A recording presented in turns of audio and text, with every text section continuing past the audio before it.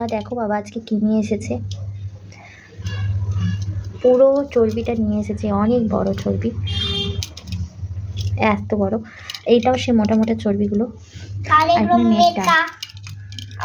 তো এগুলো আজকে হবে ঘুগনি, তার জন্য এই যে এখানে আদা রসুন পেঁয়াজ কাটা হয়ে রয়েছে, আর এতে আলু দেব, ঘুগনির আলু কাটা হয়েছে। আর এখানে দেখো মটরটা ভিজতে দেওয়া হয়েছে, কোনো প্রিপারেশন ছিল না, হঠাৎই যেহেতু বাবা নিয়ে এসেছে তাই জন্য মা মটর ভিজিয়ে দিয়েছে। আজকে হবে খাসির চর্বির লাল লাল ঝাল ঝাল ঘুগনি। তো রেসিপিটা অবশ্যই তোমরা ফুল দেখো, অবশ্যই ভালো লাগবে।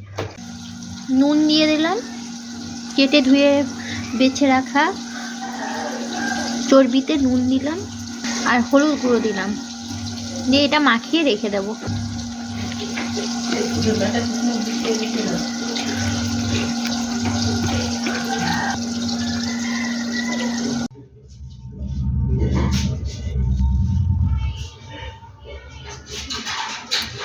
বাটা হয়ে গেছে, এবার জিরা 1 চামচ মতো নিয়ে নেব, গোটা জিরা, এটাও বেটে নেব।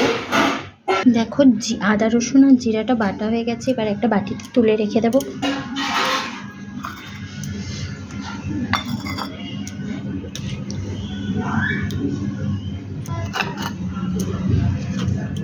আমি এবারে হচ্ছে মটরগুলো যেগুলো ভিজিয়ে রেখেছিলাম ওগুলো এবার আমি কড়ার মধ্যেই কিছুটা আগে সিদ্ধ করে নেব, তারপরে আলুগুলো এর মধ্যে দিয়ে সিদ্ধ করে নেব। আমি এখানে কড়ার মধ্যে দিচ্ছি যাতে মটরগুলো সুন্দরভাবে গোটা গোটা থাকে, বেশি গলে না যায়।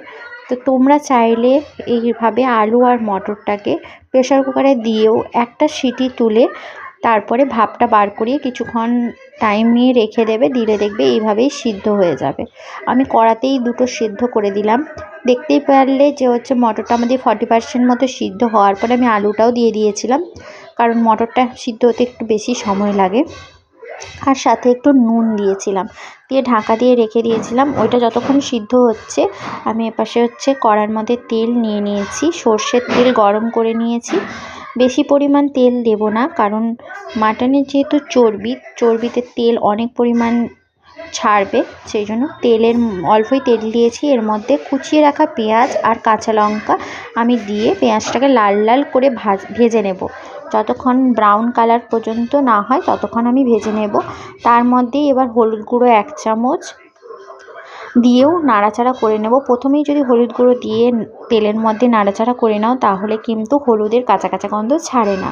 এরপর আদা রসুন আর জিরে বাটাটা যেটা পেস্ট করে রেখেছিলাম সেটাও দিয়ে আরও বেশ কিছুক্ষণ কষিয়ে নেব, যাতে আদা রসুনের একটা সুন্দর স্মেল চলে আসা তেলটাও ছেড়ে দেয়। এরপর আমি 1 চামচ মতো লঙ্কা গুঁড়ো দেবো আর অল্প পরিমাণ জল দিয়ে আরও বেশ কিছুক্ষণ নাড়াচাড়া করে কষিয়ে নেব। আর প্রথমেই তো দেখেছো আমি মাটনের চর্বিগুলোকে ধুয়ে বেছে নুন হলুদ মাখিয়ে রেখেছিলাম।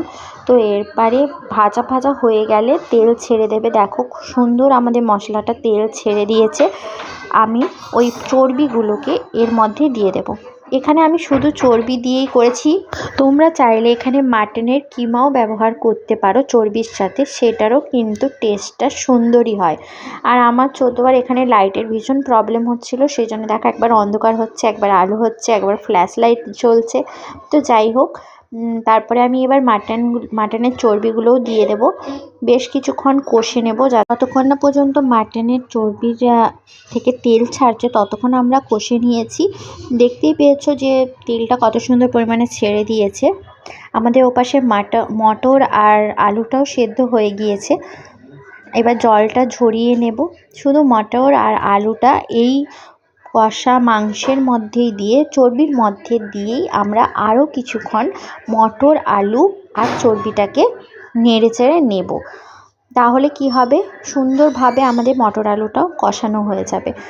আরে আমি এখানে অল্প একটুখানি জল অ্যাড করেছিলাম, বললামই তোমাদেরকে যে যাতে চর্বিটা সুন্দর করে সেদ্ধ হয়ে যায়, তাহলে মটনের যে একটা গন্ধ, খাসির যে চর্বির একটা গন্ধ, সেটা কিন্তু থাকবে। কষানো কমপ্লিট। এরপরে আমরা মটর আর আলুটাও এর মধ্যে অ্যাড করে বেশ খানিকক্ষণ সেটার সাথেও চর্বিগুলোকে কষিয়ে নেব। এখন কিন্তু বেশি জল অ্যাড করব না, এই যে জলটা রয়েছে এই জলটাকে আমরা শুকনো শুকনো হওয়া পর্যন্ত নেড়ে চেড়ে শুকিয়ে নেব। যতক্ষণ না পর্যন্ত শুকোচ্ছে ততক্ষণ আমরা নাড়াচাড়া করে শুকিয়ে নেব। শুকনো হয়ে যাওয়া মানে কষানো কমপ্লিট হয়ে যাবে। এরপর আমরা যে মটর আর আলু সেদ্ধর যে জলটা ছিল, গরম জলটা, নুন দেওয়া আছে কিন্তু ওতে, বুঝে শুনে নুন দেবে তোমরাও। আর মটনের চর্বিটাও যখন আমরা কেটে ধুয়ে রেখেছিলাম তখনও নুন দিয়েছিলাম, সেই জন্য যখনই নুন দেবে বুঝে শুনে নুন দেবে। আমি এখানে আর এক্সট্রা নুন অ্যাড করলাম না।